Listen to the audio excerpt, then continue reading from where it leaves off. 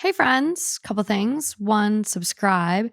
2, are you in Atlanta? Because we'll be there tomorrow. Otherwise, we still have a couple more tour stops and we would love to have you guys come out and join us. And 3rd and final thing, we've had an amazing spooky season this year. And the very last of our spooky stories, a full bonus episode, just went up on our Patreon. So many really good stories.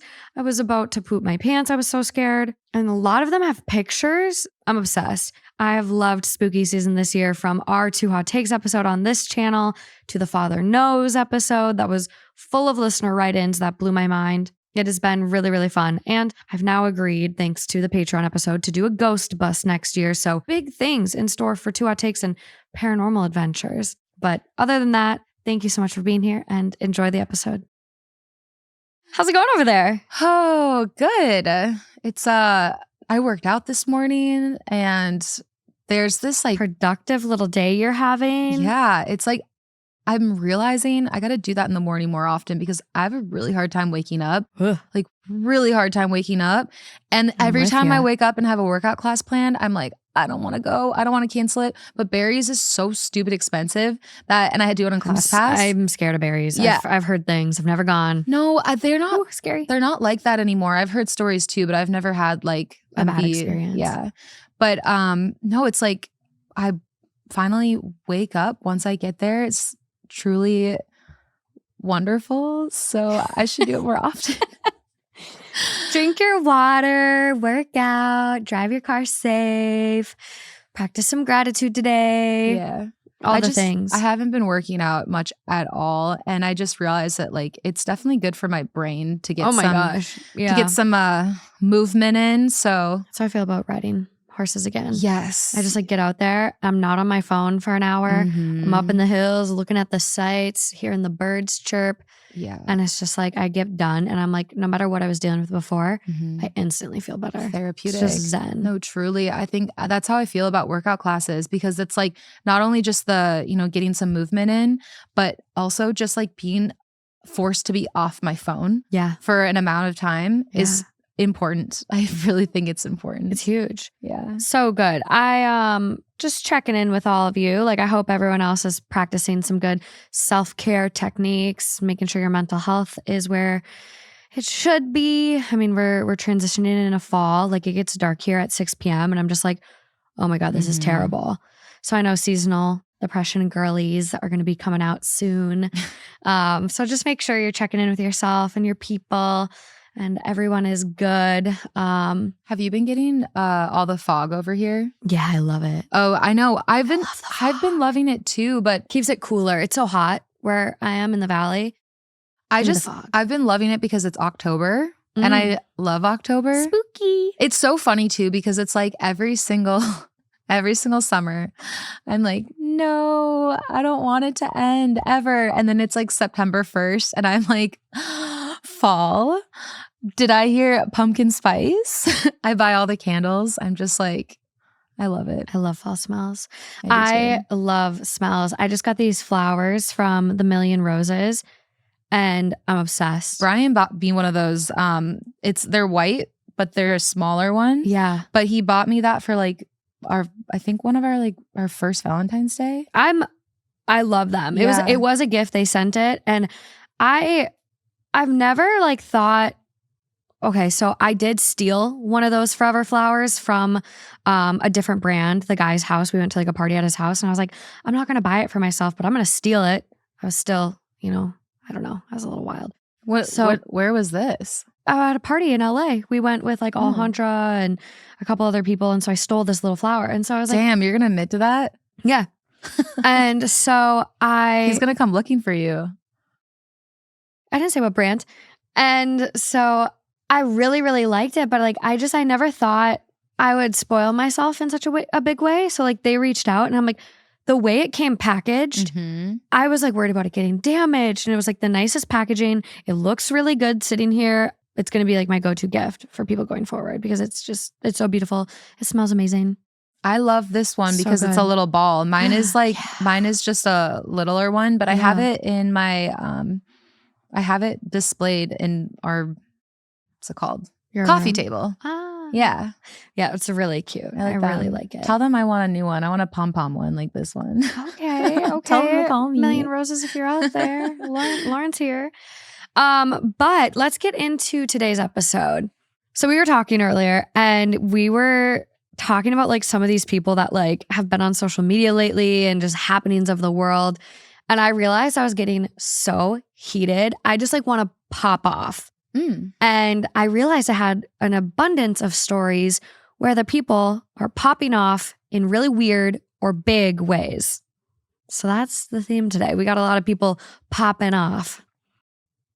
Are you love ready it. to pop off? Yes. Yeah. Yes. Lauren just looked so scared. Like, Oh my God. No, well, when you said about our previous conversation, when we were talking about some of the things people post online, dude, then it just brought me back to that combo and I kind of looked through you a little bit.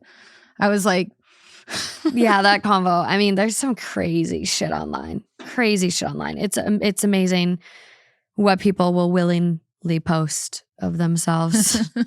Unhinged. But let's dive in. Let's do it.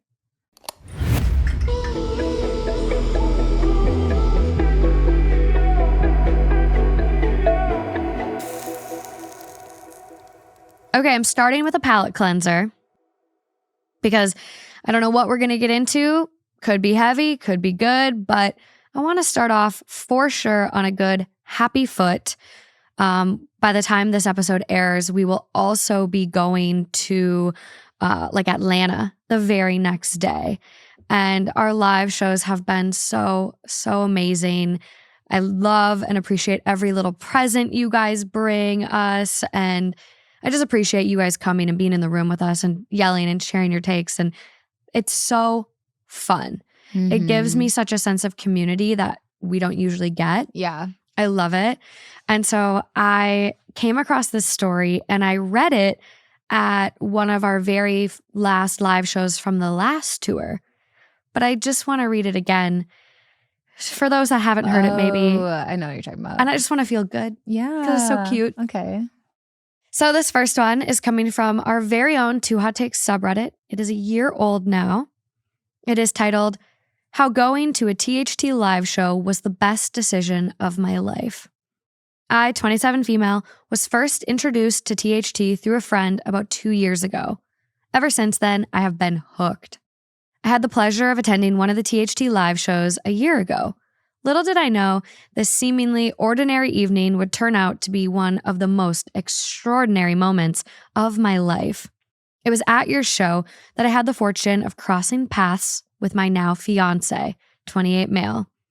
Our encounter was nothing short of magical, and it was all thanks to the amazing atmosphere you created and the connections you fostered throughout your podcast. From the moment we locked eyes during the show, there was an instant connection that I can only describe as fate. After the show, he pulled me over and said, quote, "Is your name Wi-Fi? Because I'm feeling a connection." I admit, not the best line, but to be honest, he was extremely hot, so I decided to give him a chance and accepted his offer to grab drinks. We found ourselves drawn to each other, sharing laughs, engaging in meaningful conversations, and bonding over our shared love for your podcast. The first date turned into a second, which turned into a third, and the next thing I knew, a year went by. We spent Thursdays as date nights where he would cook me dinner, and then we would have a picnic in our backyard while listening to the THT podcast. I swear our whole relationship doesn't rely on the podcast. It was just something we had in common and bonded over at first. 2 weeks ago, on my birthday trip, my fiancé proposed. We were in Italy and he proposed to me on a hot air balloon ride. Aww. It was perfect. Our wedding is going to be next year.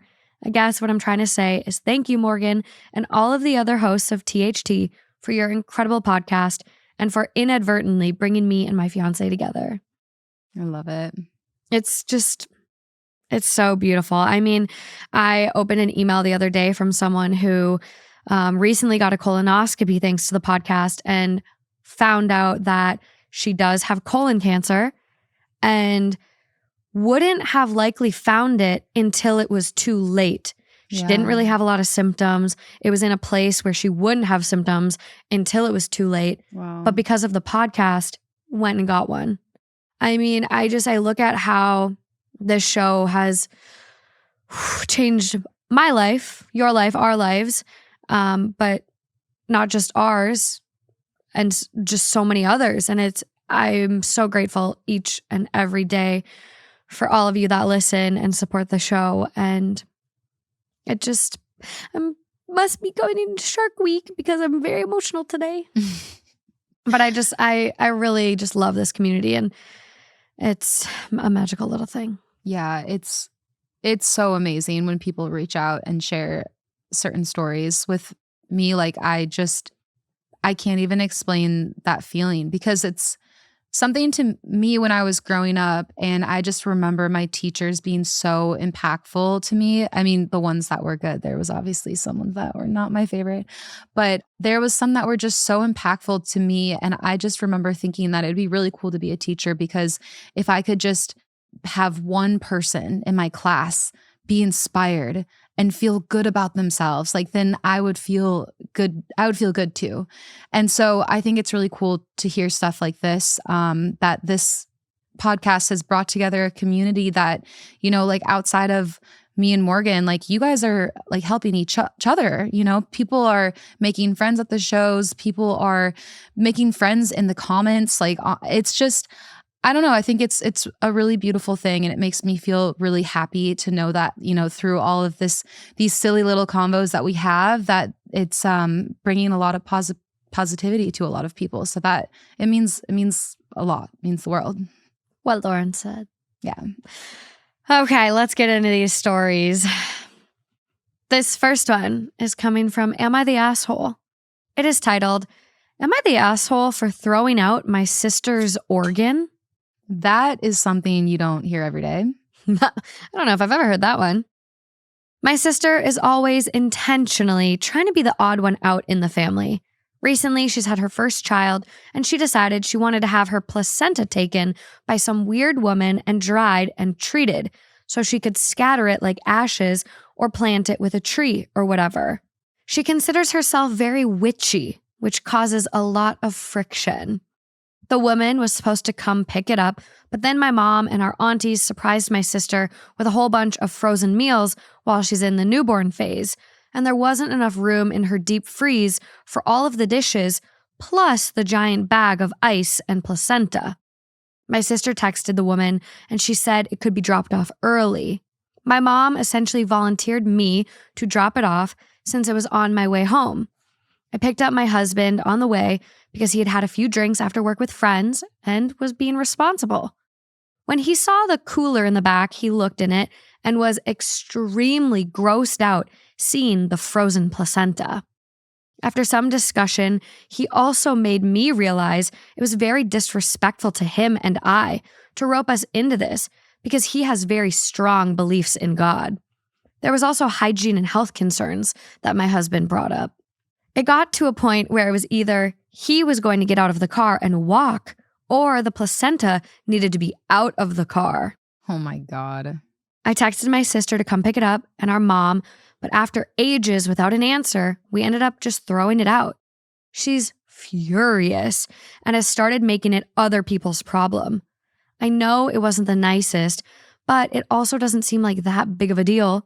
I offered to cover the deposit she put down with the woman who was going to process it.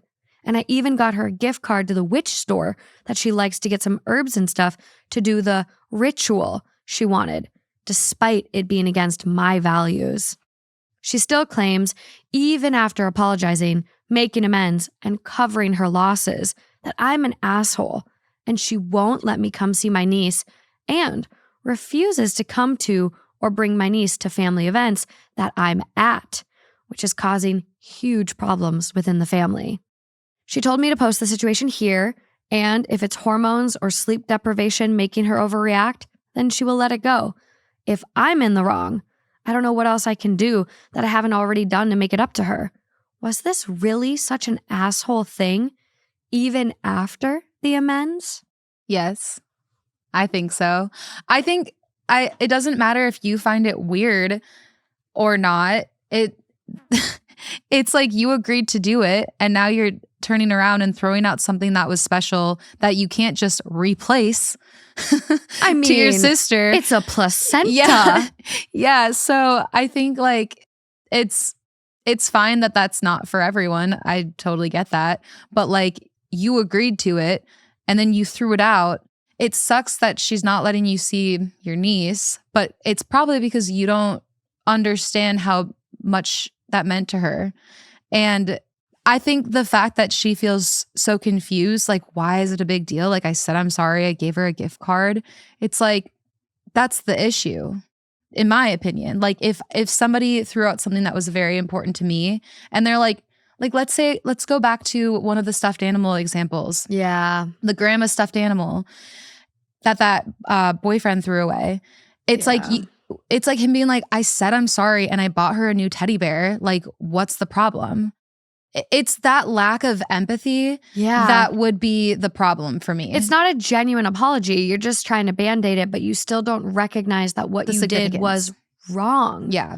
Admit you were wrong and give me a genuine apology. Mm-hmm. Your not. Yeah. You're not sorry. You don't see the problem. Right. And that's the problem. Exactly. Literally. Yeah. Like, Mm-hmm. this stuff is so frustrating. I just don't understand how, like, it was such a big deal. Oh, husband gets in the car drunk, starts looking at the cooler. He's grossed out. Why are you looking in there? Yeah. Oh, it's unhygienic. There's health concerns. Why? Are you going to eat it? Well, and then it's frozen in a cooler. Yeah. And then he's just like, this is against my religious beliefs. And it's like, okay, well, you're against a natural body part? She's just preserving it to plant it with a tree. Right. And regardless, it's like, well, why are your beliefs more important than her beliefs? The sister agreed to do this favor. The sister had no idea that her sister would turn around and say, never mind, and then throw it out. That's the thing. Turn around and drop it back off at her house. Exactly. She didn't text back for ages. What is ages? 10 minutes? Yeah. 10, 20? And it's like, okay, in that time, could you have just driven back and dropped it off with her? Sorry, I can't bring it. And also, if your husband, was a husband, right? Yeah. If your husband is being that erratic, like, I'm gonna get out and walk, like, fine. That's also concerning. It's very manipulative. Yeah, I don't like. And it's just like one of those things, like, again, why are you making this such a big deal? You don't agree with it? Cool. We won't freeze my placenta. Yeah. And that's what is annoying too, is that she's like, oh, then my husband made me realize that we don't agree with this. It's like, no, you had no problem with it when you agreed to it like 5 minutes ago. So stand up for yourself, stand up for your sister, tell your husband to shut the fuck up and go and drop the placenta off where you said you were going to, and then be done with it. You committed. If you didn't want to do it, even if your mom and sister or whatever, whoever it was, signed you up for it, you can say, no, I can't. And don't. Yeah. Like, do you know how much stuff my mom tries to sign me up for? Oh, well, Morgan will do this. No, Morgan won't. Morgan don't have time. Morgan can barely get a nap in these days. Morgan will not be doing that. Well, and like, say no. Yeah. And then think about it too with, I mean, a lot of people go through a lot of different extreme emotions after pregnancy, like postpartum depression for one. And so you don't even know what the sister's going through, that this could be so huge for her and so important for her. And now the sister might be thinking that she wants to do this for the rest of her children and that her firstborn will never get to have this done. There's a lot of implications. Yeah, exactly. So if it's something important to your sister, even if you think it's stupid, if you don't agree, if you think it's gross, then have your separate beliefs, but don't like infringe your beliefs onto hers and ruin her moment. Yeah.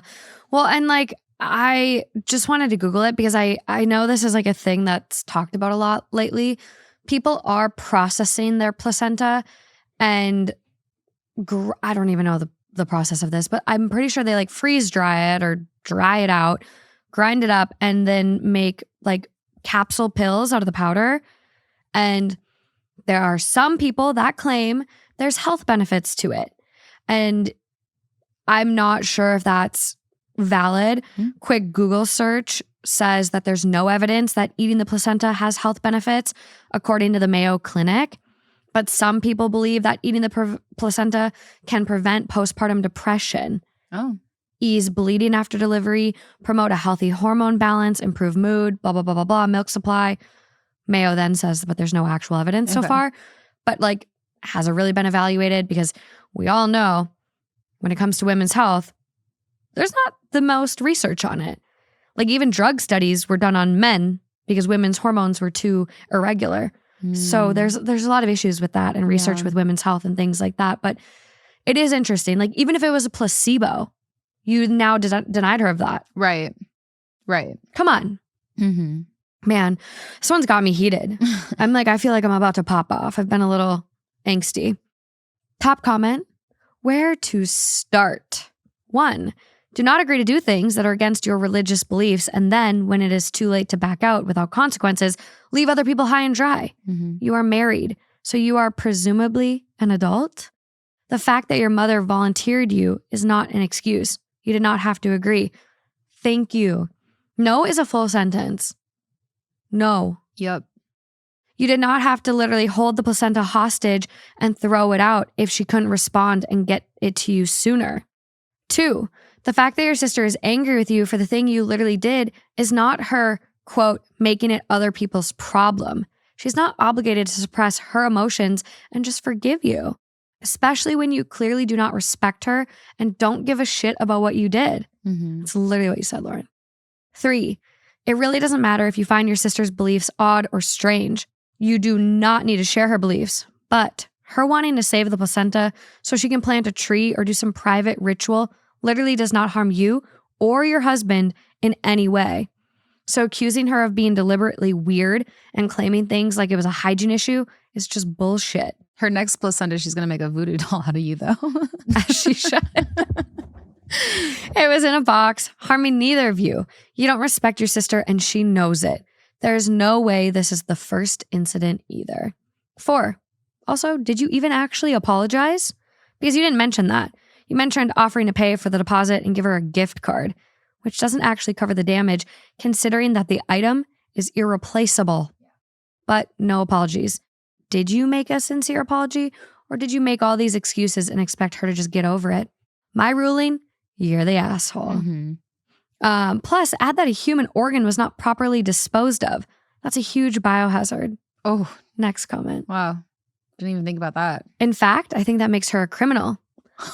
Yep, here in South Carolina, that's up to $5,000 in fines or a year in prison, or both, for improper disposal of medical waste. Whoa. Sewer ass. Reporter. We have some edits. Okay. Edit to add. Didn't really expect this to get so many comments. There's no way I'm going to read all of them just for people to be rude and twist things, but some much needed clarification. I didn't improperly dispose of anything. I just couldn't fully explain with the word limit. We removed it from the car and left it hidden in the cooler on the side of the road. Her husband went and retrieved it later, but it had thawed, so they couldn't take it to the place anymore because there were all these strict rules about custody chain and freezing and whatever. So we essentially threw it out, but didn't actually. She can still plant it or whatever she wants to do. She just can't have it dried or whatever. Also, to those throwing around U.S. laws, you're not the center of the universe and we don't live there. I clearly stated I apologized, so not sure why people in the comments can't grasp that. Sorry, I'm just laughing at your tone reading this. We clearly don't live there. Obviously, I'm wrong, so whatever. I'll find a way to make it up to her. Overall vote was asshole. Yeah. Obviously, I'm wrong. You can just picture it, can't you? Like, okay, let me try to read it normal. Okay. Obviously, I'm wrong, so whatever. I'll find a way to make it up to her. Yeah, that sounded nice. That sounded nice. Obviously, I'm wrong.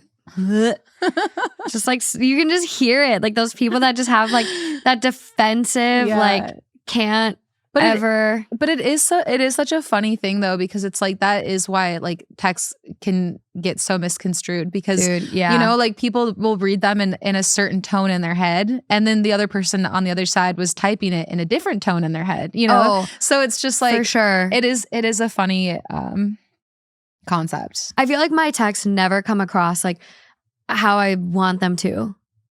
I don't know. I feel texting's hard. The voice memo stuff is nice. Yeah, I like voice memo. But I hate listening to them. I know. I try to send you voice memos and you're just like, I can't listen. And I'm like, why? And you're like, I don't know. There's something I'm on a plane or like. I hate them. You're like, I'm in a movie. I'm like, just listen to it later. You're like, can't. I'll be busy then too. I really hate them. I really love do. them. I love the update where you can just click and read it. Oh, but those have so many mistakes though. I guess. They'll say the funniest things. It'll be like, I just went to TJ Maxx and they'll be like, I just farted. Like it literally will like, you gotta listen some mistakes in yours. Yeah. And then I've like had to listen to them because I'm like, I don't think she was trying to say this. Yeah. Yeah. But it's a nice update. I hate voice memos. I don't know why. I don't know. I like them because I have to like actually focus because you can't like close out of it. So I kind of like that I'm like listening uninterrupted. You know? It makes sense. I feel like there's a lot of times where like we multitask. Yeah. Yeah. So I'm Story like of my life. So it feels like I'm kind of just like being present with the person who's sending me a 4-minute voice memo. That's a really good way to look at it. Yeah. Okay, maybe I'll stop hating on them. Got her. Okay, this next one coming from Am I the Asshole? 2 days old, titled, Am I the asshole for needing more time to sort out how I feel about the babysitter erasing a love note from my late husband? Oh my God. My late husband would be 44 male and I 43 female. We used to leave each other notes in dry erase marker on the mirror and on the counter by the coffee maker. When he passed away 3 years ago, I put tape over his notes to preserve them, seemingly forever. Having 3 young children, I hired a babysitter to help out. She's been with us for a year, and one of the first things I pointed out was the notes. The other day, she removed the tape and wiped away the notes, stating that she wasn't thinking and was just trying to help clean up what she thought was something the kids did. It said, quote, "Forever my girl." Being rather upset, but also open to the idea that it has been 3 years, maybe it's time to remove the notes. I told her I needed space to figure things out. I'm leaning towards asking her to not come back because I can't get over it. It seems intentional on some level, but that may just be my hurt talking. Even if it's a lapse in judgment, I wanted to be the one to take it off when I'm ready. Yeah. It's been 2 days and I'm still not ready to have her back yet. She keeps asking if she can work. Am I the asshole for wanting to say no and for wanting to say I can't move past this? Thank you all. No, not the asshole. Why did she do this? I don't know. We could dig into a few different parts of this, but I think the first thing is that you're not the asshole if you don't want to have someone to continue to work for you. Absolutely not. When you're feeling this negative about it. Yeah. You know, like even if it truly was an accident, like if you don't want to have someone work for you anymore, like that's okay. Yeah. You know, and obviously like if it was truly an accident and the babysitter feels awful and like needs to make money, like then that's unfortunate, but that's also not your problem to bear. The babysitter can be more careful next time. OP said that she mentioned these to her. She let her know what they were. And so next time in her next job, I'm sure she'll be able to find another babysitting job. She'll just be more aware. It's a learning lesson. Like OP doesn't have to hold that burden if she doesn't feel like she can like emotionally stomach it. So that's my opinion on that. And then we can go back into the fact where it's just like, how did you, like you had to take the tape off. It said "Forever my girl." It's so deliberate. It just, that is also on top of it really confusing because it's like, yeah, sure, we all clean and can kind of like go into like a different world. But like when you see writing that says something like that, how do you assume that it's the kids? I mean, I guess it could be really sloppy handwriting and she didn't read what it said, but it does. I would have those thoughts in my head too. Like, was it deliberate? Like, yeah. And that would. How? I'm just sorry. I'm popping off. No, go for it. I took the mic. Take it back. No. I just want to talk with you so fast, and I'm like, I've had too much coffee, but I don't get it. I don't understand how she could even think it's the kids. If it was just written "Forever my girl" with nothing over it, okay, You're just absentmindedly wiping, listening to music. Oh, oops, didn't see it really. Right. There's tape over it. Mm-hmm. That just feels like you look at it, you see the tape, you can read what it says. Forever my girl. Rip the tape off, Right. wipe it.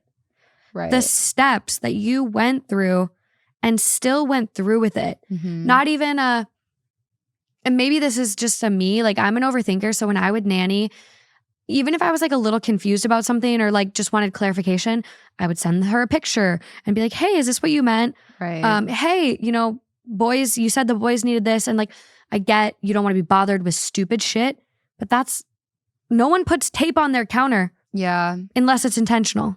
Right. Come on. And that's like even if the babysitter wasn't trying to do anything malicious, like maybe it just bothered her.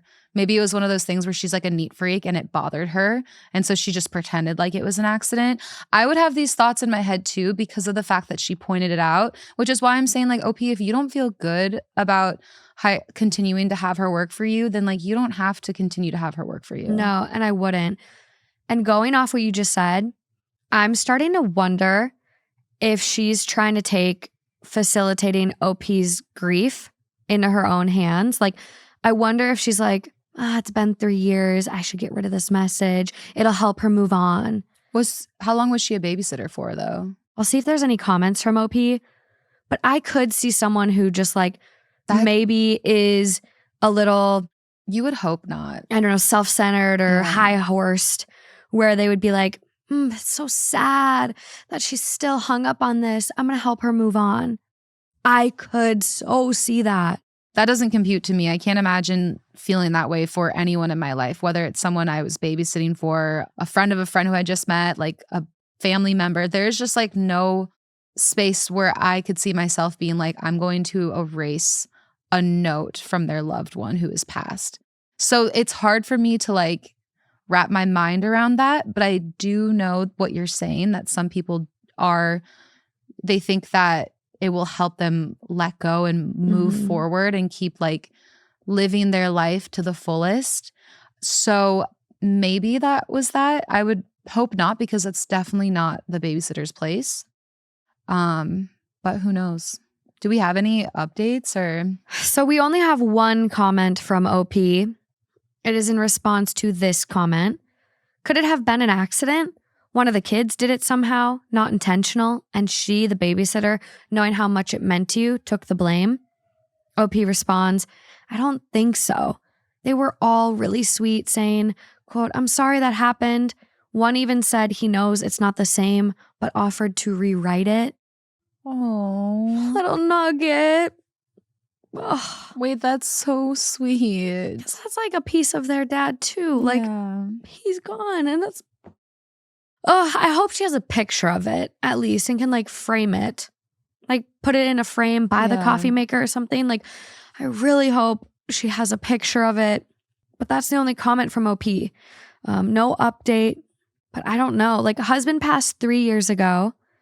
Having 3 young children, I hired a babysitter to help out. She's been with us for a year. Okay. Yeah. And the fact that it was only a year ago that she pointed it out. Mm-hmm. And it's like, it's been there for a year. You've seen it. And you babysitting just did it for a year. Yeah. That's... What? It does. I would have the same thoughts of it being questioning if it was intentional. Top comment does quote what OP said. It seems intentional on some level, but that may just be my hurt talking. She's worked for you for a whole year. The notes were shown her and explained from the get-go. But one day she just forgot and thought one of the children wrote, forever my girl to you. Yeah. Not buying it. You're right. Okay. I literally did not even read this fucking post. This person goes on to say, she's probably one of those people who think that grief has an appropriate timeline and an expiration date, and that people need to be forcefully helped along. This was not her place in any form or fashion. It's pretty outrageous. Even if it had been an accident, you're still deeply upset, and you're allowed to no longer want to employ someone who has caused you the grief. Not the asshole. Take care of yourself. Yep. I'm sorry this happened to you. Edit to add, as has been pointed out by other commenters, she would have had to scrape at carefully placed 3-year-old tape and wipe at even older ink twice, 2 different locations to remove love notes. And on both occasions, she forgot. Quote, I was explicitly told not to touch this. I'm not buying the autopilot, thought it was the kids excuses at all. Damn. Wait, it was 2 different places? I didn't realize. I thought there was still other notes left. I thought it was just 1 note. We used to write each other love notes and dry erase markers on the mirror and on the counter by the coffee maker. I thought she only one. No, she did both notes. Oh my God. Not just the coffee maker one. This was 100% intentional. The other day she removed the tape and wiped away the notes, plural. Also, the gall of her to text OP and be like, hey, can I come back to work? I know. I need to work. I know. I need to work. Not my problem. No. Not my problem. Oh my God. This really bothers me because you're right. This is intentional. I can't see that it's not. And that's really messed up. What? Who would ever do this to someone? And the fact that she was working with her for a year and knew about the notes and then just one day decided to do that after a year. No, this was intentional. That's really messed up. Well, and it's like, where was that mirror? Was it just a common area bathroom mirror or was it a mirror in their bedroom? Like I was a nanny for a family for 2.5, maybe all of college. Like it's starting to blur, but I was like my sophomore year of college until I graduated, I was their nanny. And I never went in their bedroom. Yeah. The parents' bedroom. Mm-hmm. It was off limits to me. And they never said I couldn't go in there. She asked me one time to grab something for her, and I felt weird going in there. Yeah. I was like, right. Let me run in, run out. Like, I don't like encroaching on people's personal spaces. Right. If she went into her bedroom and did this, and again, another piece of tape, not once, but twice. No, that's 100% intentional. That's so messed up.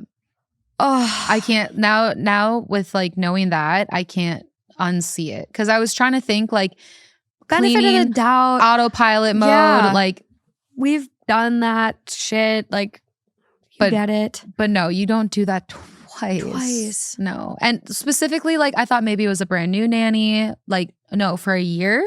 Why didn't you do it 6 months ago? You've seen it every day for 6 months. Why didn't you do it on your first day? Like, do you know what I mean? Like no. I hope OP has pictures. I hope that there's some way to like memorialize those notes.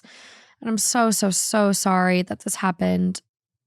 It's just like, even though it's been 3 years, it would almost make the pain just like ripping open a scab. Like it's then so raw. And I don't think like those notes ever had to disappear. Like I think OP could find the right person, get remarried, 100%. and the notes would be fine. Like the right person would not care that there were notes there. You sell the house, well, guess you're taking the mirror and the countertop with you.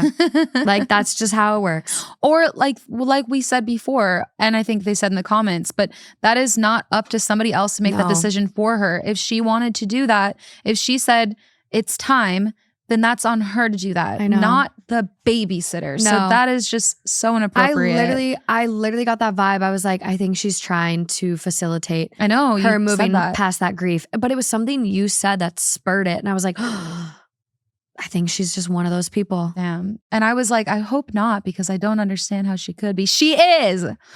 Anyway. Asshole. Yeah. Moving along. I hope we get an update from OP. Me too. Okay, this one is coming from r/true off my chest. It is titled, I found my wife's secret Google account and I'm sick to my stomach. Secret Google account? What does that even mean?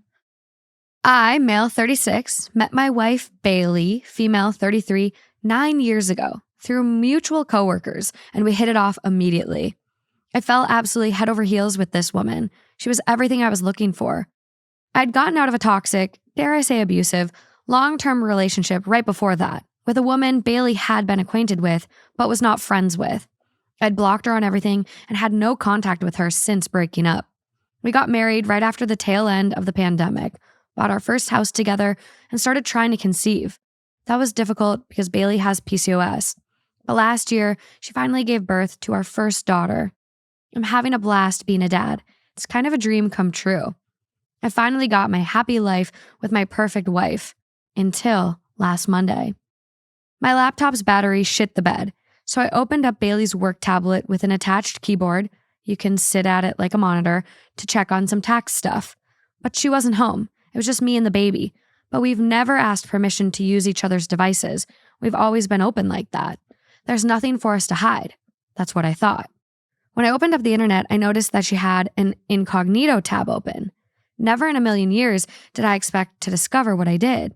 My wife has a secret Google account with a photo album saved called XX. So I clicked on it. Did I discover an affair? Nudes? Nope. In this Google album were over 300 photos, 348 actually, of my ex. The woman I was with right before I met Bailey, the woman who tormented me and made me feel worthless. The album said it was started back right around the time Bailey and I started dating and was updated as recently as 2 weeks ago. The photos range from candid shots with family to pictures at her work functions. There were even pictures from her yearbook. I don't know how Bailey could have found her high school yearbook photos. Photos from vacation, ID photos from work, pictures of her in crowds, screenshots of videos and screen recordings of videos. Just her. The other people in the photos would be scribbled out, or the photo would be cropped and zoomed in on just my ex. What the? This is scary. There was other disturbing things I found too. There was another album with just zoomed up pictures of my ex's hair. Come to think of it, Bailey had recently started wearing her hair different, and my ex had a very identifiable hair type. There was another album with screenshots of comments on social media. Of course, I can't find them because I have her blocked, like Facebook groups she's in and public posts, and my ex is very low-key on social media. I can't imagine the lengths Bailey went to find them. My ex literally lives in another country now. There were also different links to the exact outfits she was wearing, like very specific blouses and trousers you'd have to really go looking for to find. A specific water bottle I remembered her purchasing, and identical hiking boots and sandals.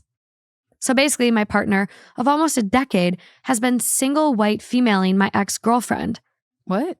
Is that a phrase these days? Has secretly stalked her to the point of buying her exact clothes and changing her hair. And now I'm starting to realize Bailey's new interests over the years were just my ex's. Bailey has turned herself into my ex. Whoa. Everything feels like a lie. Our love feels like a lie. The things we share feel like a lie. I threw up and had a panic attack. I looked at our daughter and felt betrayed. I haven't confronted her yet. I don't know if I want to. I want to run away with our daughter. I want to print out all the pictures, leave them on the table, and disappear. I don't know what to do. I just want to throw up. Oh my God. I don't even know what to say. I would be very freaked out. I'd be terrified. Where do you go from there? You have a kid. You've been together 10 years. Where do you go from there? It's interesting too that he had no like inkling that, you know, like you would think that he'd be like, you know, she did say that she was jealous or, you know, that she was always felt like insecure. Like it doesn't sound, no. It seems like, and I think that is kind of what freaks me out more is that this complete secret side of her instead of like him kind of knowing that she was struggling with like comparison or something along the way. Yeah. Just the way that she was able for an entire decade to kind of keep these like this secret like life. I don't know. Yeah, she hid it really well. Yeah. The fact that it's never come up, even like a casual conversation of like, what was your ex like? Or, you know, like now I'm 5 years in with Justin and like, well, almost 6. And I, you know, recently found out what his ex looked like. I don't know if I would have gone 10 years without being curious. Now I want to know. Yeah. I've never known either. I literally just found out recently. Yeah. I was like, oh, okay, cool. And then, you know, I started watching Nobody Wants This on Netflix, which, can we talk about how they definitely got inspo from Too Hot Takes? let's talk about that maybe another day.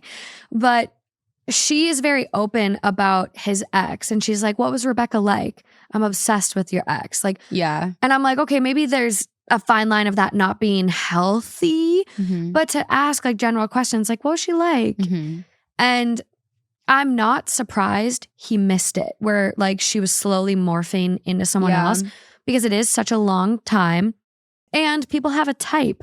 Like there's a very good chance that from a get-go, they were two very similar people, because sometimes people do have a type. Right. So I could see it happening. It's just, the whole thing is just really odd, because it's like, it's a true obsession, because you want everything that she has.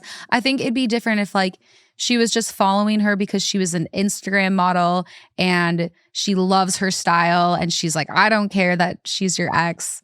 I love her style. Cute boots. I'm going to buy them too. But this secret little incognito file, and doing it for the past decade, and like zooming in and like crossing other people's faces off and then like zooming in on the ex, like that's creepy. It's crazy. I mean, some of the stuff in there, I could dissect everything all day, like all of the pictures, but then the folder of just cropped in on her hair. But then like the other people scribbled, like you said. But then the yearbook photo, work badge pictures. How did she get some of these pictures? Pictures of her in a crowd.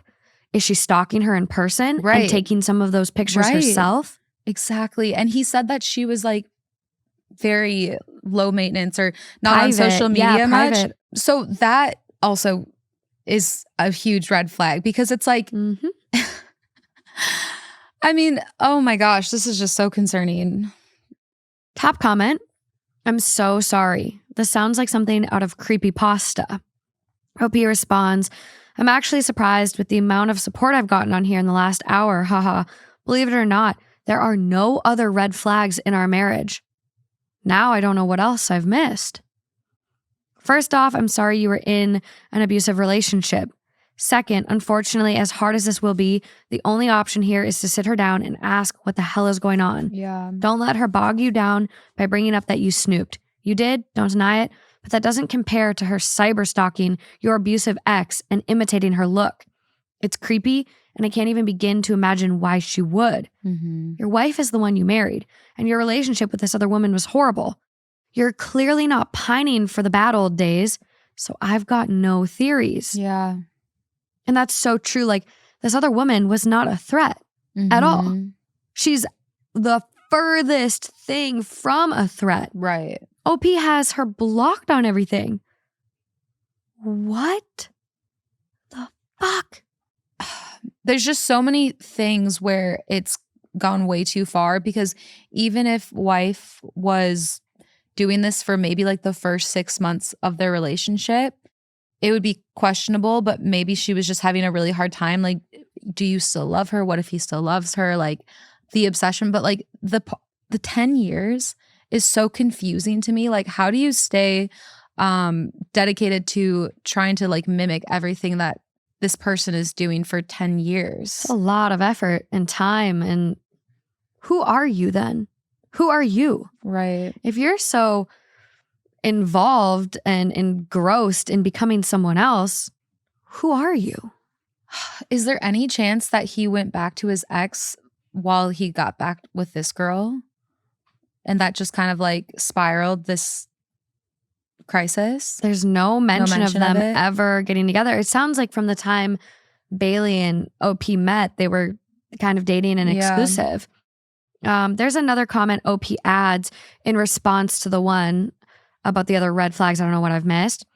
While I talked about my ex, most of the things I told my wife about her were negative and paint her in not such a good light. My wife knows these things and knows they were traumatic. Of course, I've mentioned things like what she does for a living and things she used to do. I think everything else she found, she got through intense cyber stalking through my ex's friends and family. The yearbook photos, I have no idea. And then there is an edit, removed specific info so I don't accidentally dox myself. But I mean, there's one comment, someone's like, best thing to do is address it now and see what'll change if she no longer has someone to replicate. I really want to get her reaction. I really hope he gives us updates. So OP does respond to that one and goes, I feel like what's worse is that she's subtly making these changes over time under my nose. So my ex has a specific career, and Bailey didn't express interest in switching careers to the exact same thing until after I mentioned what my ex did. I didn't notice at the time, but I remember telling her, quote, X went to school for that. The hair was more recent, the outfits and objects slowly over time, the interests. I'm not sure how much she's stolen personality-wise from my ex and what she actually likes. It's all incredibly exhausting and confusing. And that's how I would feel. Yeah. I'd be like, who are you? Yeah. Who are you? If it was like, if that folder was from the time when they were dating, like he said, there were Before times. marriage or something. Yeah, like there were a couple of the pictures saved from when we first started dating. Right. But the fact that he was like, it was updated as recently as 2 weeks ago. Right. That's, you have a baby together. You're happy. And like, there's just so many things that make this just too far. And I really can't get over like the scribbles though, because if like you don't want to see other people, only her so clearly. Right. It's odd. Like if she was just like had this obsession that she got in this habit of doing and she's just kept like checking on the ex and then she like didn't want to accidentally like I don't know, creating a separate album is just confusing to me in general. But like scribbling people's faces out, oh man, I don't know. This is just so odd. I really, really would love to get like what the wife says about it. Like, does she deny it and say you're crazy, gaslight him? Or is she going to be like, I'm sorry, I've been battling like this mental health like issue that I've been having and I wanted to keep you out of it because it makes me feel so crazy. Like, I want to know like what her response is going to be so badly. Well, we don't have an update. Just kidding. We do? Yeah. Oh, why'd you do that to me? Oh my gosh. So the original post was coming from March 17th of 2024 this year, and the update came July 7th. So March, April, May, June, July, like almost 4 months. Okay. I'm pretty sure I accidentally got my original post removed just now because I tried to update it with a link to my update. Oops. Anyways, I'm the guy that found the Google Drive full of pictures of my ex. So I was not expecting my original post to go viral on YouTube and TikTok and have so many responses. Yikes. I'm overwhelmed by the support. I'm humbled by the number of people who have been through this experience on both sides. Whoa. Wow. I have an update, but it's probably not as exciting and as juicy as you want. It's not bad though. First, let me clear a few things up. If people think this post is fake because it doesn't make sense or are trying to conceive timeline is short, or the way I worded things makes it look like a teenager or woman wrote it, continue to think that because it means I've successfully been vague enough and worded things to not accidentally dox myself. Because this is a creative writing exercise, so I don't embarrass myself, for real. No, I actually didn't throw up. I was in the middle of a panic attack. Private browsing tabs were open to the websites with clothing and objects. Another tab was signed into Google Photos. When I exited the Google Photo tab to look at the website with clothes and came back, it was already signed out and I couldn't get back in. A lot of the clothing I recognized wasn't because I remembered my ex wearing them. There were more recent pictures of her in the file wearing them. And I remember the day Bailey bought the water bottle that also happened to be in the folder. The hair. Bailey and my ex are the same race, and my ex wore braids in a particular way. Not so particular that it's exclusive to my ex, because Bailey has also worn different braids, but seeing pictures of her made me put two and two together. Is there any way Bailey could have gotten with me in an attempt to get to my ex? Was Bailey possibly obsessed with my ex before she met me? Probably not, because Bailey grew up here and my ex originally moved here for university. And while you can drive across the border, it's not that easy, and I don't think Bailey was going back and forth to stalk her in person. Also, the reason why my ex and I broke up have nothing to do with Bailey, and she could not have had any involvement. On to the actual update. The next day, when I had calmed down, I called several social workers and therapists. I was planning to confront her there. Unfortunately, the only places that take our insurance did not have an opening for another couple of weeks. So despite what a lot of you think, I've known my wife for nearly a decade, and even while I was confused and upset and doubting things, I didn't think she'd be a danger to me. We took baby to grandma's and I asked her to go for a walk with me. I did not beat around the bush and straight up told her, quote, I found the folder. Her face got very red and she was frozen, but also tried to play dumb at first. I was persistent and she started crying and begged me not to leave her. This is what I uncovered. Bailey first started looking at my ex out of curiosity, to keep tabs, I guess, but over time it became more pathological. It's like she got addicted to it, but she also wanted to please me. Okay, maybe I talked about my ex a lot more than I thought, and Bailey wanted to emulate the good parts. She told me she really doesn't know who she is, and my ex's image was something she latched onto because, quote, she had me first. Finding information about her became a game. Finding the clothing and objects became a game by searching things like blue water bottle, green stripe, until she compared the product to a photo and found the exact one. The reason why I couldn't find the post wasn't because I had blocked my ex, but because my ex had made a new Facebook under a different name. Bailey found her profile by searching up a family member. She made a fake social media and added enough mutual friends until she could see my ex's post, and until her private Instagram accepted her. She weaseled her way into her exercise Facebook group, where the videos were posted, and searched her high school on a yearbook website to find the yearbook pictures. Over time, she just collected the images and would get excited to find something new, despite the fact that my ex is extremely private on social media. The folder had originally been called, quote, Hex the Ex, in case I discovered it. She was going to make the excuse of saving the pictures to put a hex on her. When she made a burner Google account. That's more normal. I think that might be worse. Yeah, I'm kidding. When she made a burner Google account, she deleted the old folder and named the new one XX. Then she got sloppy and comfortable, and that's right around the time I just happened to open the work tablet. We took a break. It was a while. We made it to couples counseling, and Bailey and I also began seeing separate therapists. She still has not had an assessment with a psychiatrist, but it's on the list. She promised to stop and deleted the album in front of me. Slowly, certain clothing items began to disappear from the closet. I still do not entirely trust her, and that is for me to work on. I'm afraid she has another secret account somewhere, like a backup. The physical mimicking is actually stopping, though, including the hair change. We're still not okay. I want us to be okay, and it's okay if that takes time. If we end up not being okay, then that's something I have to deal with. What I do know is that my wife is incredibly insecure, probably mentally ill, and is misled. I don't really want to walk away from that. Although this probably isn't the most exciting update, I appreciate the private messages. I just couldn't get back to Reddit cares and links to resources.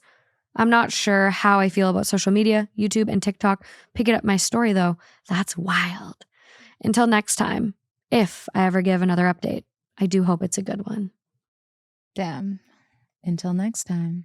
Until next time. I mean, I guess it's kind of exactly what we all thought, but I mean, I feel like that's a lot of people are screaming, he should have got divorced.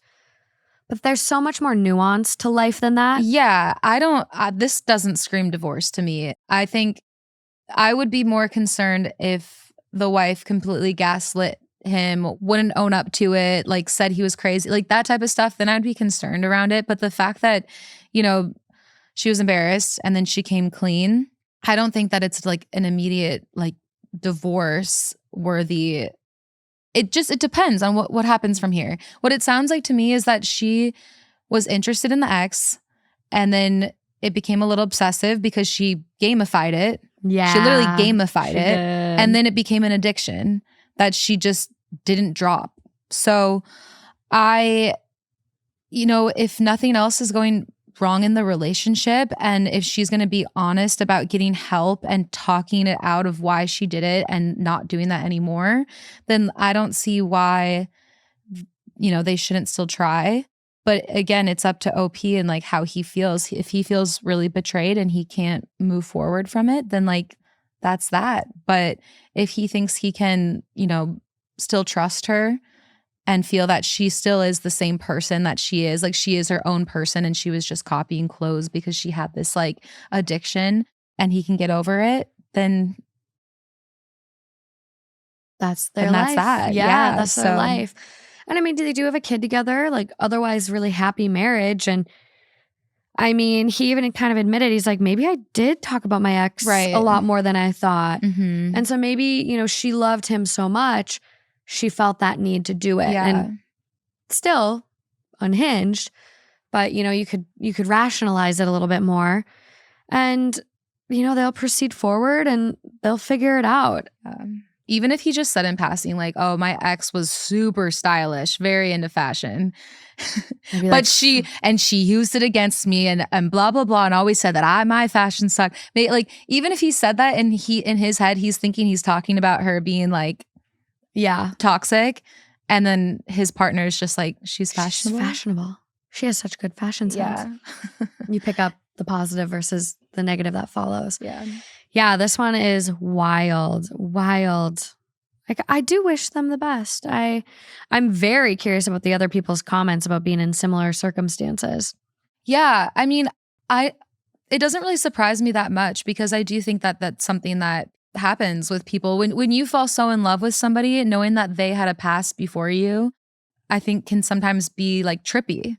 I would lose it if I opened Justin's computer and there was a picture of my ex-boyfriends on there. I would lose my mind. I'd be like, sir, are you okay? Yeah. I don't know. It would be very challenging, but. Wait, just a picture or like multiple pictures? Like multiple, 346. Yeah. 346. Because if I saw like one picture, then I would just think that he like sent it to his friend to like make fun of my ex. Yeah. Like, I wouldn't be concerned. Or like wanted to see what he looked like. And because I don't know, I guess I did have a couple pictures of my ex on there when we met. But I don't know. Yeah, I haven't really taken anything down from people I've dated. Yeah. I know. I have a lot of pictures. I was scrolling the other day. I have a picture with like one of my guy friends and it literally looks like we're dating. And I'm like, I can see why that pose is Yeah, I know. I saw this one picture of a brother and sister. Oh, I know. The other day. Siblings are dating stuff. And it was such a relationship-y pose. And honestly, I know. I've been there. They're both so cute that like if you didn't know that they were siblings, you'd be like, oh my God, they're really such a cute couple. Yeah. I definitely have a picture like that with my little brother and it's framed at my mom's place. And every time I look at it, I'm like, I'm truly just so awkward and don't know what to do with my hands that I just put it there. I'm just where was the hand? Where'd you put it? like, you know, you like kind of loop your arm around someone and then like put your hand. Yeah, like on his chest. Yeah. Okay. Your face looks so embarrassed. I literally want to pay someone to Photoshop it and make it normal. It's fine. I mean, it shouldn't be that big of a deal. It's just, you know. I mean, it's just funny because it's like when there's like a boy and girl sibling and they're around the same age and a lot of people like when they're dating each other, a lot of times you see people who date people that look familiar to them. Yeah. That's like a psychological thing. I know. So it's not that wild, but thank you. It's, you know. Yeah, I need that reassurance. Yeah. Okay, moving along. Okay. Fuck. You're not a creep. It's okay. Okay. This next one. Coming from Am I the Asshole? Am I the asshole for making my daughter pay back a $1,000 dress she was supposed to wear in a wedding? I have a daughter, Emma, 16 female, who was supposed to be a bridesmaid in her older sister's wedding. My oldest wasn't planning to have Emma in the wedding party. It was Emma who really wanted to be a bridesmaid because she was excited and wanted to be involved. My oldest agreed to include her, even though it meant extra costs and adjustments. The bridesmaid dresses, shoes, and fitting were around $1,000 each, which we agreed to pay for since Emma did not have the cash. The wedding is in a month. Emma suddenly changed her mind. She's refusing to wear the dress since she thinks it is ugly, saying it is unflattering on her. It is, but didn't speak up at any part. She said she felt uncomfortable and wasn't close to the other bridesmaids and didn't want to participate anymore.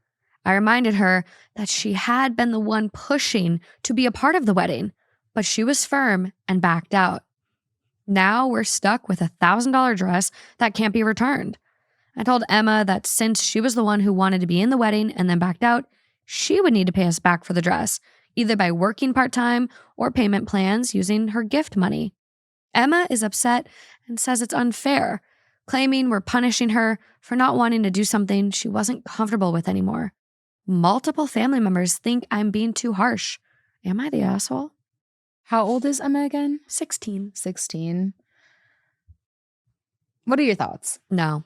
Which part? What's no? Not the asshole. I think this is a great lesson for Emma to learn. I think it's justified. It's kind of one of those consequences. Like, you begged to be in the wedding. You inserted yourself. We helped you buy this expensive dress so you would be involved, but now you're backing out because you think it's ugly. It's not about you, Emma. Yeah. I think you should wear the dress and be a part of the day. Is there still time? It's not the after the fact that they're saying to pay her back? Wedding is in a month. Oh, okay. Yeah, I mean, okay, so the wedding hasn't happened yet, so she can still be in it. So I think she should just be in it. And actually, you know, I was thinking 16 sounds young, but it's actually a prime time to teach lessons like that. That money, you know, that money actually means doesn't something. grow on trees. Yeah. And I think that, you know, because growing up, like, I would save my money from gift money, or I would do like babysitting, or I would get whatever job that would hire me. And like, I was working at Cold Stone for $6 an hour, which, like, I don't even know still how it was legal. Apparently it's because, like, we were able to take tip, but and what? Yeah, I know. I don't really understand, but I was like 15.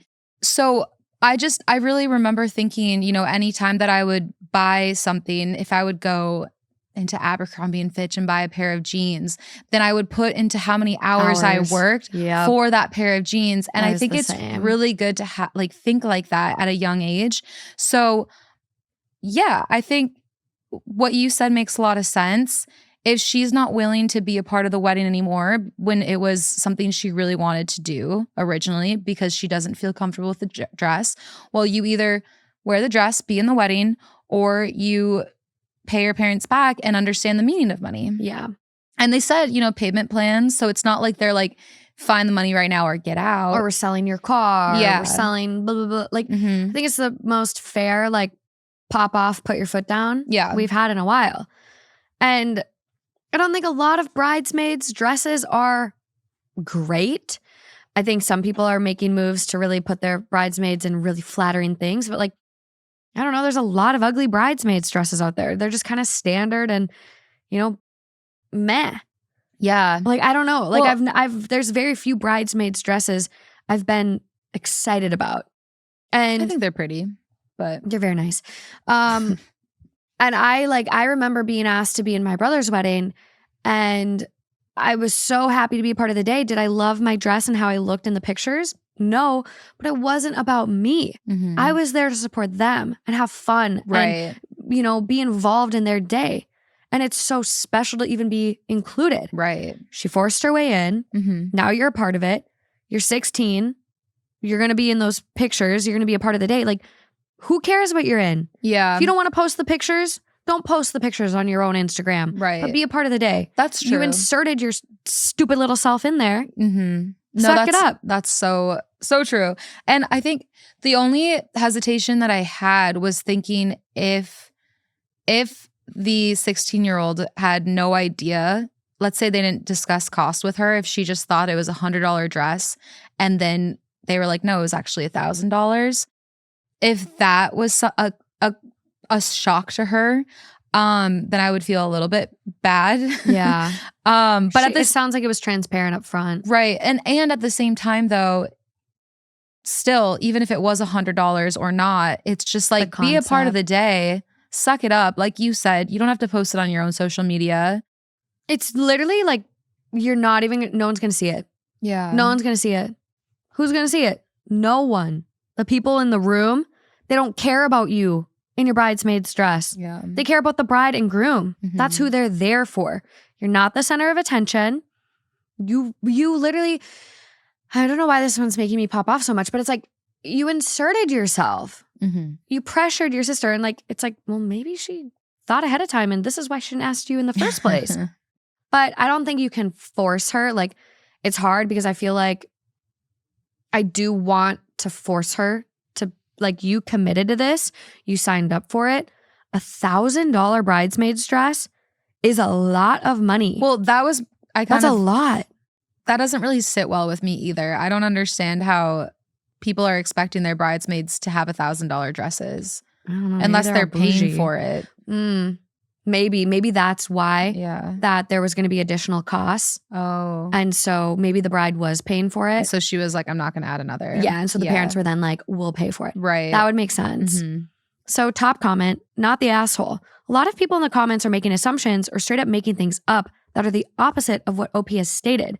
The dress is the same for all the bridesmaids, and Emma has only ever met the bridesmaids while supervised, so there hasn't been any bullying.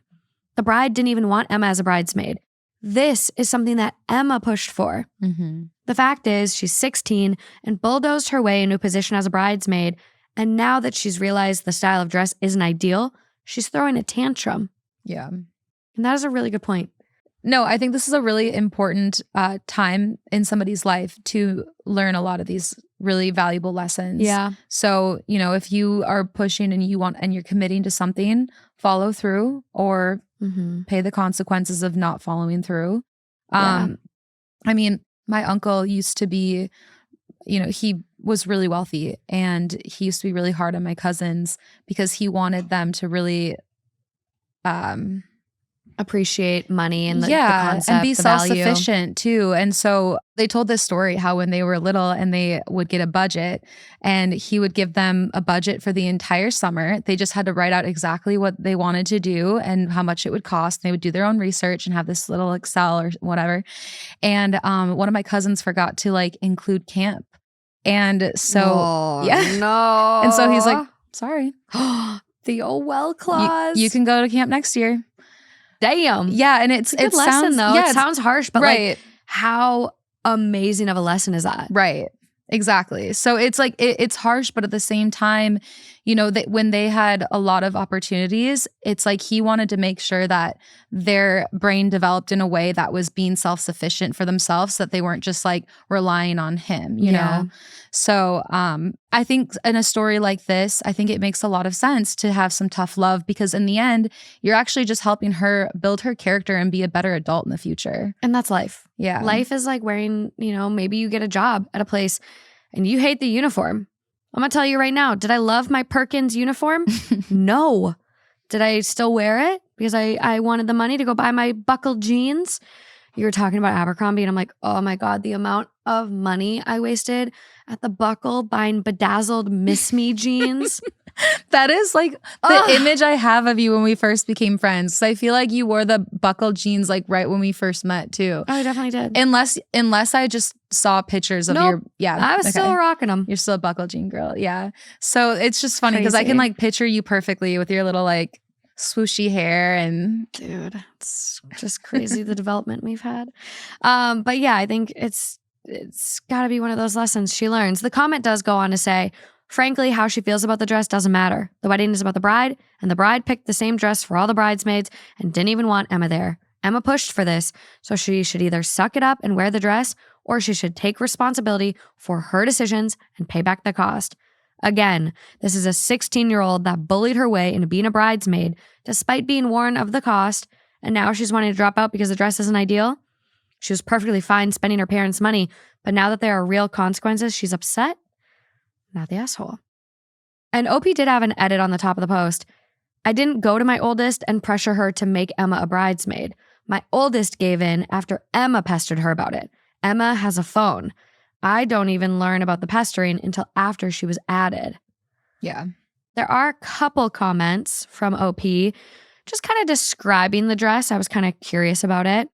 It is about the dress. It's not about other bridesmaids or bullying. Okay. It got back from being fitted and she hates it. We picked it up 2 days ago. Her dress isn't different from others and she doesn't have a mental health issue. It's just not flattering for her body type. God, you know what dresses? I really don't like silky dresses that don't have like a cinch by the ruching. Yeah, by the stomach area. I'm just going to be uncomfortable like the entire night if I'm wearing like a silk dress that's like tight against me with no like ruching. I don't want people to see the outline of my belly button. No. Yeah, I'm good. I'm good. The dress is a fall orange. It's not a bad color, but she hates it. Everyone else was happy with the dress. No, I wasn't going to go to my oldest and ask her to change the dress that everyone else was fine with because it wasn't flattering on someone that wasn't even originally part of the bridal party. Mm-hmm. That would be so entitled and wrong. Mm-hmm.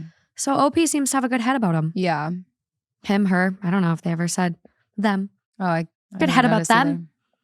But yeah, I think Emma needs to get with the program or pay for the dress. Mm-hmm. Sorry, Emma. Pop off. Next. Okay. This next one is coming from AITAH, titled, Am I the asshole for telling my wife I'm done with her emergency calls and leaving her stranded? I, 32 male, have been married to my wife, 29 female, for 4 years, and we have a 3-year-old son.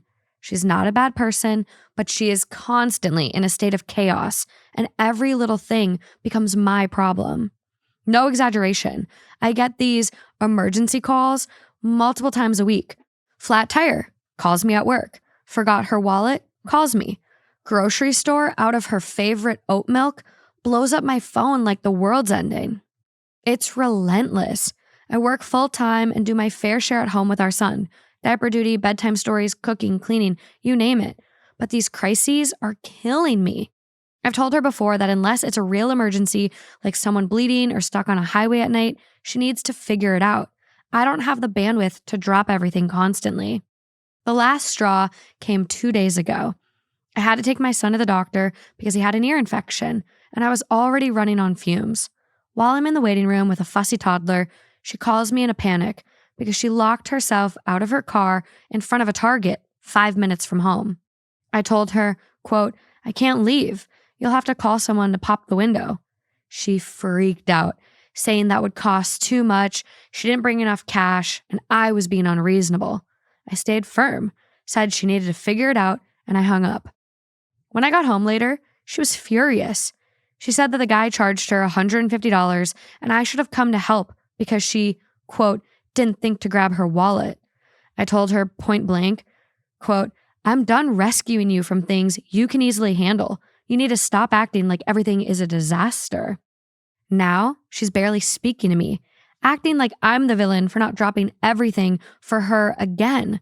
My brother thinks I was harsh, but my mom said I was right to set boundaries. So, am I the asshole for leaving her stranded this time? I don't think so. I think if it's something that's consistently happening, then, I mean, you have to set boundaries at some point. If this was an isolated situation, I would probably be like, you should have helped her out. You should have, I don't know. I think that it's because it's like so consistent that he needs to set a boundary at some point. And kind of like what we're talking about in other stories, it's just like, you got to learn your lesson too. She made a mistake. That's okay. But it's time for her to fix it on her own. Yep. And that's okay too. And I think sometimes when people get in relationships and the other person does a lot for them, then they start to kind of like lean into that and sometimes forget to be their own independent self without actively trying to do that. They just kind of fall into that cycle. So if the partner continues to let it happen, then it's almost like they're losing some of their individuality or their self-sufficient what's the word for that? Yeah, exactly. Yeah. And you do become like almost complacent in your own life. Mm-hmm. Like if you have someone doing everything for you, it's like, yeah, well, I'm good. I'm comfortable not doing anything. Right. But I don't even think, I feel like that's a depressing feeling though, too. Like I think it's good for people to have that individuality and. To a point, but it's like if I could have breakfast in bed every day, I would. I certainly would. But like, I know that's not a reasonable expectation to put on my partner either. Like I can wake up, I can put my hash brown in the air fryer, I can put some eggs on the stove over easy. Like I can do it. But she's not even being reasonable in what she's calling him for. The store is out of your favorite oat milk. Yeah. What's he supposed to do about it? Like if this was me I would feel suffocated. Yeah. You're so dependent on me that you can't even problem solve what to do when a store doesn't have your oat milk. Right. This is crazy. And I know there are some people who they didn't grow up learning certain things. They're not as self-sufficient as others. I get that. But let's talk about it. Let's work through this. Here's an experience. Call the tow truck company, see if anyone can come get your car open. Do you have AAA? Okay, we don't. We should think about getting AAA now in case this happens again. Then you have someone you know you can call. But she's like, I don't have my wallet. I don't have my wallet. Who doesn't bring their wallet to Target? Come on, ma'am. And it's like your baby is at the doctor for an ear infection. Right. You want your partner to leave the doctor's office to come fix your problem at Target? You can sit there and wait until I'm done with the doctor. Go back in the store. Take a lap. Take a lap, bitch. Because this is not my issue right now. And it's a 5-minute journey from home. Do you have another set of keys at home? You have your phone. You called me. Can you Uber home and get your other keys? Because an Uber is probably cheaper than $150. Use your brain. Use your brain. I think I'm popping off today more than these people. I like it. It's frustrating because I can just feel that smotheringness of this. And it's not, I don't know. It's so simple. No, it's just, I think, and what I meant earlier too about it being good to do your own things, because when you said, I'd like to have breakfast in bed every day, I'm thinking more of like, there's certain times where, so my boyfriend, he drives a lot. He likes to drive. He's the one who drives us a lot. And so like, we'll go and drive and like get groceries together. And there is something that when he's out of town and I drive myself and get my own groceries, there is something that feels really like empowering, which sounds so silly to say, but it's like, it's good to do things on your own sometimes. Like, it genuinely like improves your confidence, your self-worth. And it's like, oh, that sounds so silly, right? Like going to the grocery store, but no, genuinely like doing little tasks for yourself and building up your confidence and your abilities is so good for you. Yeah. It really is. Yeah, I just think doing anything on your own is every once in a while is very good for you. So that's why I'm a fan of him just saying like, I got to draw the boundaries somewhere, because I think it's actually helpful for her as well. I do too. I think so. Because it's like, you also need to raise a little human to be a capable, happy, healthy human. Exactly. You can't do that if you're like incapable of handling yourself.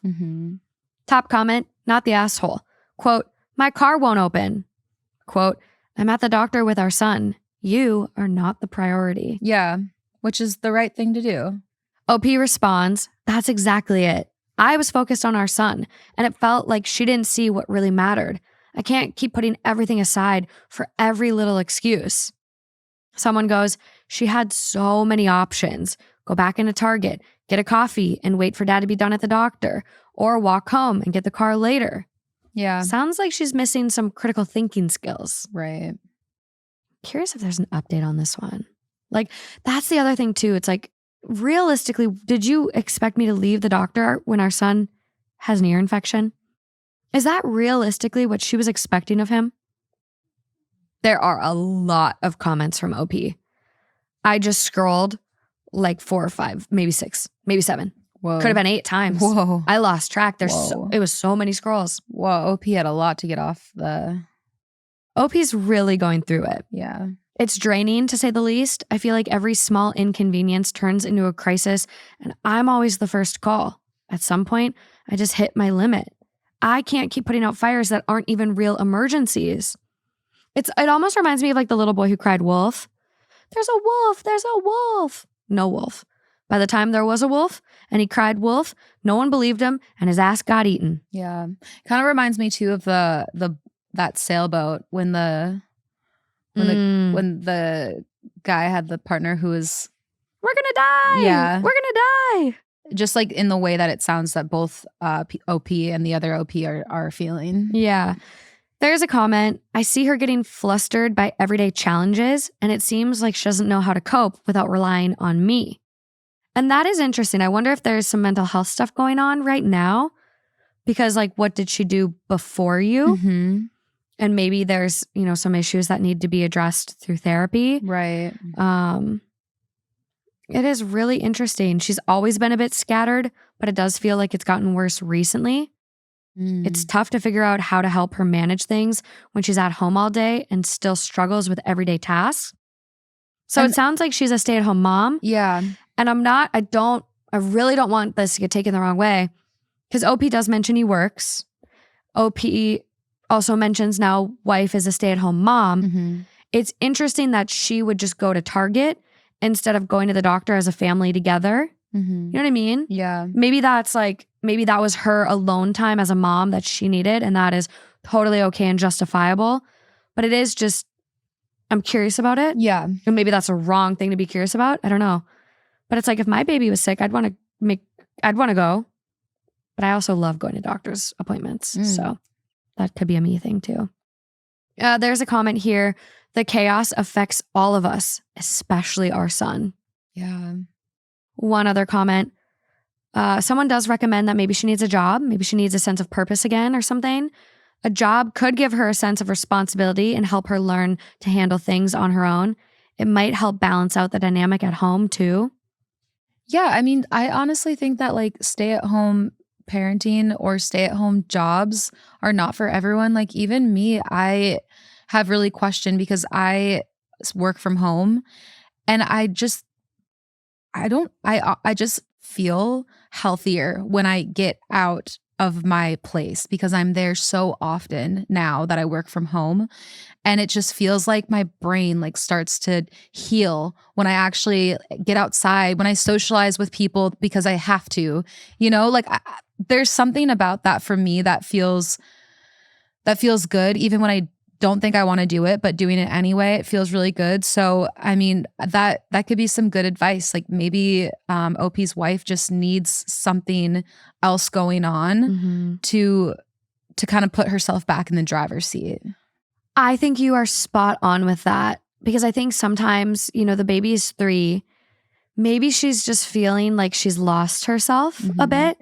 We've had posts like that where it's like, I love being a mom. I love being a stay-at-home parent, but I feel a little lost in my own identity, my own self-worth or, whatever else you could throw in there. And maybe that is it. Maybe she does need to get back in the driver's seat, like you're saying. I think there's something to that. A lot of comments from OP. I will be sure to post the link for this one because I can't even get through them. There is more of an explanation on the oat milk situation.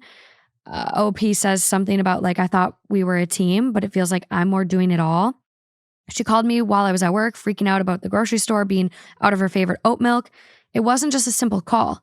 It was like the world was ending. She was insisting that I needed to help her find it. And when I suggested she try another brand or go to a different store, she acted like that wasn't an option. What's he supposed to do? Go in the back and check the stock? Ask someone at the store, do you have any more in the back? If not, go to another store. Yeah.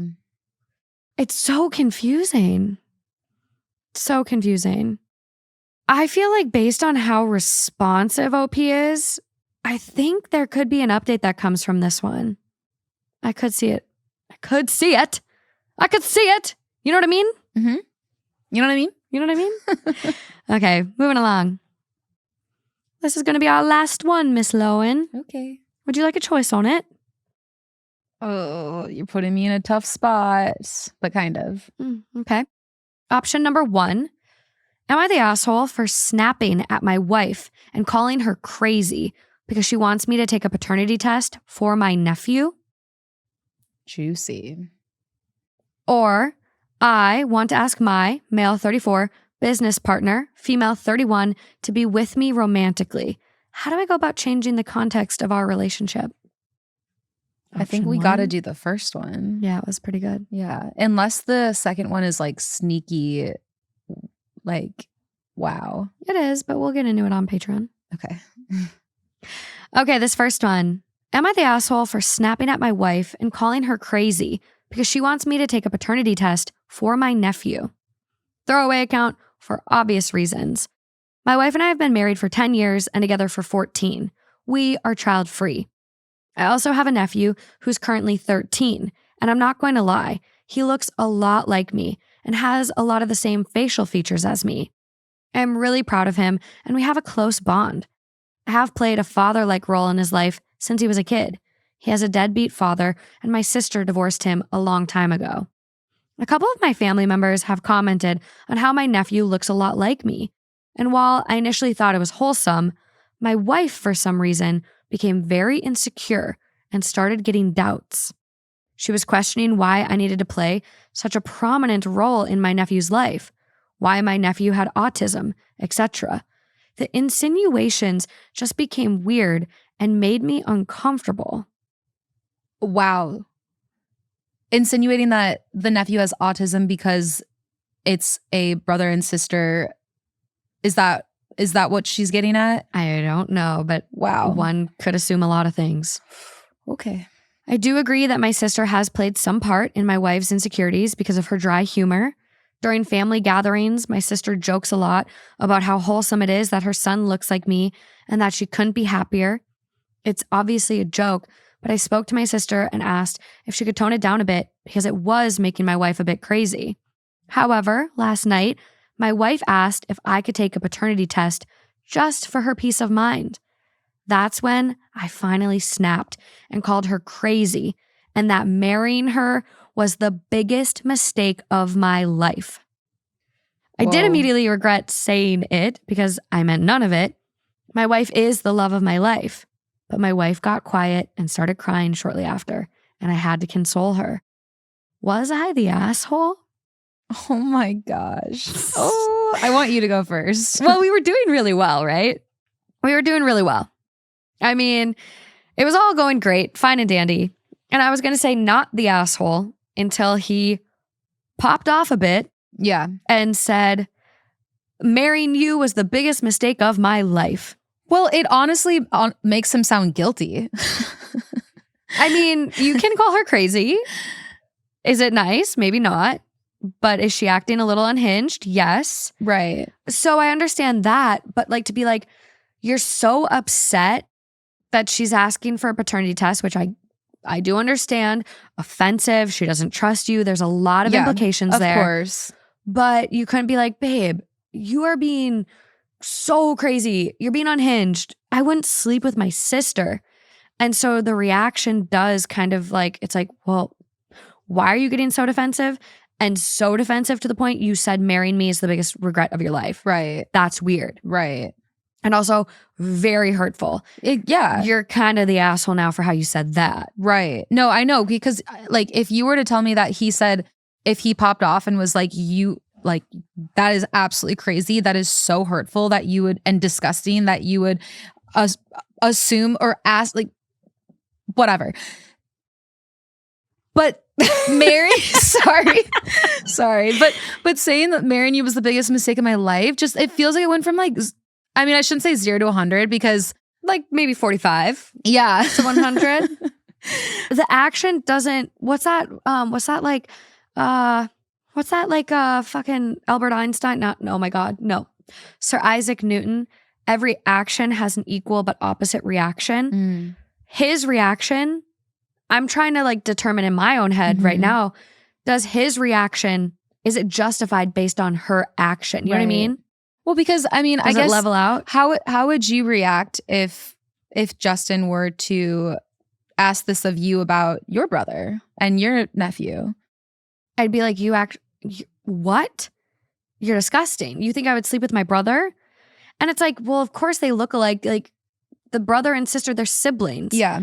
So they share some DNA. Like, but would you say that? Could you see yourself being so pissed off? Like if Justin kept making like little jabs throughout the entire time, and then could you see yourself like getting to the point where that was your last straw and you say something really mean? Because that's the only thing that like, I mean, maybe are you the asshole? Yes, you're the asshole for saying that. Like specifically, if you didn't mean it, then you should definitely apologize. But you're still in the right to be offended and hurt by this insinuation. Yeah. This might be an everyone sucks here. Yeah. Like everyone sucks. The wife sucks. Like you've been married for 10 years, together for 14, and you're making this a thing now. What? And then the dude sucks for his reaction. Right. Like that was really unhinged as well. Yeah. Top comment, your wife's new homework is Punnett squares. Someone goes, for real, my nephew looks exactly like me, and I never even considered this happening. I'm not married, but if I had a wife that was like, quote, prove to me you didn't fuck your sister, I'd be mortified, maybe unrecoverable.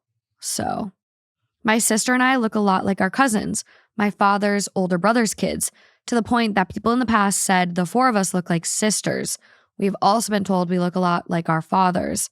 If some family member or anyone had suggested something like this, we all would have laughed super hard, especially given that when all the cousins were conceived, my father and his brother lived more than 1,000 miles from each other. Some people don't understand how hard genetics go. And that's the thing. Like I was saying, like their brother and sister, of course there's a chance he could look like his uncle. They share DNA. I'm sorry, do they have a child together? No, they're child-free. So it's making me almost wonder if some of like the issues that are going through the wife's head are just seeing him be a father figure for another like family. She's jealous, maybe. Yeah, and even though that was a very clear decision on their part, right? Yeah, and or like maybe not. We don't know. Yeah, who knows? But just maybe it's like her mind is like playing tricks on her because she's seen him be this father figure, but it's not. But she's not necessarily involved or as involved. And maybe that's kind of making her have these like crazy irrational thoughts. Yeah. I know. And I guess like if you had this thought, or like even if you didn't have this thought, but all the time family members were like pointing it out, like, hey, oh my God, he looks just like you. He looks identical to your husband. Oh my God. He looks, and it's again and again over the course of 10, 13 years, however long it is, like maybe you do get in your own head and be like, am I so stupid? Am I missing something? And then you ask him to just do a DNA test, a paternity test to give you some peace of mind. And then he flips out over it and says, you're the biggest regret of my life, marrying you. Ugh. Yeah. You're kind of like, why do you react that way? Yeah. Maybe it is true. Ooh. So it is tough. Yeah. Yeah. I mean, you don't know what she's going through. And like, again, it's such a complicated thing because that question is highly offensive. It's so bad. It's so offensive, but it's like, we don't know how much like mental twists and turns she's been putting herself through over the course of this many years. Right. So it's just kind of I mean, she could have literally listened to this podcast and come across like a brother and sister type of story on Reddit or just, so it happens. Who knows what she's going through. I'm curious to hear updates and like how they kind of resolve this. Cause it sounds like the thing that's good is that he turned around and was like consoling her after he snapped and said this like really, painful thing after he was in a lot of pain from what she said to him. So it sounds like there's a lot of like love, but there's just some type of disconnect. And I'd be curious to see like how they are planning to work through that. Yeah. Do you think your opinion would change if the genders were switched and it was the husband going to a wife being like, hey, can you get a paternity test to make sure you didn't fuck your brother? Do you think your opinion would be different at all? Because I'm trying to think. I don't know if mine would. I feel like it's kind of the same concept. I mean, because when I'm like answering, I'm trying to put myself in the husband's shoes and in the wife's shoes. Regardless of their gender, I'm trying to think of if I was in that situation, how I would feel on both ends. So to me, I don't think that my opinion would change if gender was switched. Yeah. Do you think it would? I don't think so, because I'm sitting here and I'm like, is it offensive to ask for a paternity test after such a long committed relationship? Yeah, it's not the nicest feeling thing, I'm sure. But then, like, if I had a reaction like that and said, I regret marrying you, it's like, that's also really hurtful. So, no, I don't think it would switch. But you mentioned wanting an update. We do have one. Let's hear it. The gist of it is that I've agreed to take the test, but under certain conditions. Oh, wow. I understand my wife is being paranoid and delusional, but I want to take the test just to erase whatever irrational fears she has. Sometimes these fears have no logic, and I too have had irrational fears before, and there was no logic in them. I spoke to my sister about it today, and she was obviously pretty angry at my wife. However, my sister and I discussed it at length, and she agreed to the test under certain conditions. I spoke to my wife after and told her I would take the test under some conditions. My wife was very happy that I agreed to take the test, and then I told her those conditions.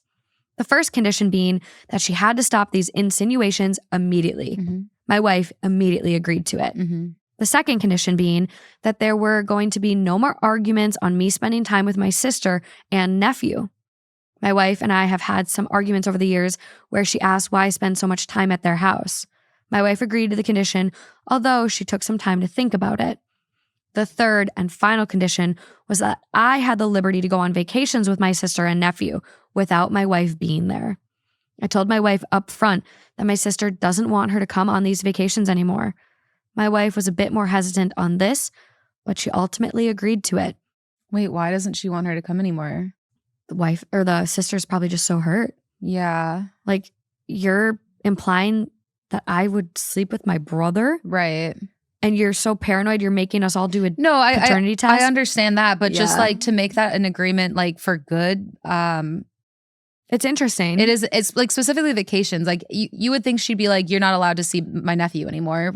But like being like, you don't get to go to Florida with us. Well, and then there's almost the question of like, maybe the wife's feelings aren't so out of the blue because maybe he has been stepping in like a surrogate partner. Yeah. Maybe she has had her needs neglected. It is a weird condition versus like, I don't want to be around her anymore. Yeah. And like, oh, hey, we're going to take you on our happy family vacations and she can't come. Right. It is interesting.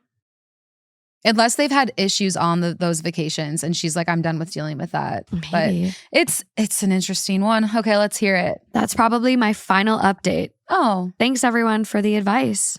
Well, is the kid not yours? So there is a comment. LOL, dude, it's not going to matter what the test says. Your wife has an irrational delusion in her head and will go through whatever mental gymnastics she needs to justify it. The test is not going to help. If anything, it's going to get worse, especially based on those conditions you set. OP responds, I told my sister this, but if this doesn't work, I'm going to look into divorce. Wow. And that's all she wrote. Someone replies to that comment, save the money from the DNA test and just spend it on the lawyers. Your wife thinks you are incestual, and on top of that, you don't practice safe incest. I don't know how you move past that. Yeah, I mean that's fair, but I like that OP is being empathetic and saying I've had irrational fears that have come from nowhere, and I get it. Yeah, so I like that he's being empathetic. But if the problem doesn't solve after this test, then that's an issue. Yeah, I mean, there's options like therapy, but you kind of just, she really did throw a wrench in their lives. And that accusation and that demand that we can't move forward with our lives without this test is, I mean, it's goofy. I don't think there is really coming back. It sounds like she really does need to address her mental health. Yeah. But again, if he's acting like a surrogate partner and neglecting you and your family and, you get all these comments, 2 + 2 starts to equal 4. Yeah. And then sometimes people tell you 2 + 2 actually equals 5. And if you hear it enough times, you start to believe it. Where's this coming from? I don't know. Okay. Just off the cuff. I actually know of somebody who had her partner's family ask her to do a paternity test. And she said, I will do that. But if I do the paternity test, then you are not allowed to have access to my child. And so then they said, do not do the paternity test. Psych. Just kidding. Yeah. It is interesting. It's crazy how wild people get with paternity and stuff. And it's like, I mean, even like my own family, there was some issues with it with me and my dad, taking me on and just being like, nope, that's my daughter. That's my daughter. And, there has been times where certain family members have been like, well, you're not really grandma's granddaughter. because I wasn't looked at as real family. And it's so, people get goofy and it's so weird. Family's family. If you got good ones, hold them close. I don't know. Yeah. I'm a little perplexed with this one. And I do want another update. I know. How'd it go? Are you getting divorced? Does she believe you now that you got the evidence? Can you imagine if Tess came back? Oh my God. You are the father. Oh my God. I just think that we should change as a species, and the men and women should get pregnant at the same time. So men also, there's no question. It's like, no, my partner's also pregnant. I would love for Justin to have a sympathetic pregnancy. I know, You don't have to go through birth, but but I go back and forth. I'm like, oh, okay, I would do one. If it happens and I get pregnant, I'll do one. But then other days I'm like, well, I don't want to do it. I don't want to do it. Yeah. It's just people that go through childbirth, they all deserve trophies. I've said it before and I'll say it again. I'm going to start making medals. I see a baby in public, I'm going to give it to the mom. Job. No, I'll get canceled for that. It just seems like so. It's crazy. It's such a big sacrifice. I mean, you're pregnant for almost a year and then you're changing diapers for 2 years. We were just talking about this. Yeah, it's definitely a big sacrifice. It's for life. Yeah. It's not, just the first 18 years. It's for life. It's a big thing. Yeah. Today I'm like, I don't know if I want kids. Tomorrow I'll be like, I want 10 of them. Yeah. No. We all got to fit in one car. Basketball team. 3 tops.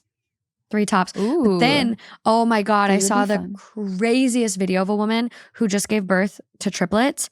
Her stomach. Oh, I think I saw that. What it looks like one of those black bullet emojis. It was the most insane bump I've ever seen. Maybe it's a different one. There was a one that I saw where it goes straight out like this. Yeah. Like a tube. It looked like she had yeah. I can't think of what I'm trying to explain it as. But so in OT, we used these things called peanut bolsters, and they're in a shape of just like a big, like a giant jelly bean. It literally looked like she had a ginormous jelly bean coming off her. Okay, that's a better example. Yeah, and everyone in the comments was like, "Where's the girl with the list?" I mean, it's just the girl with the list. I want to introduce you, the girl with the list.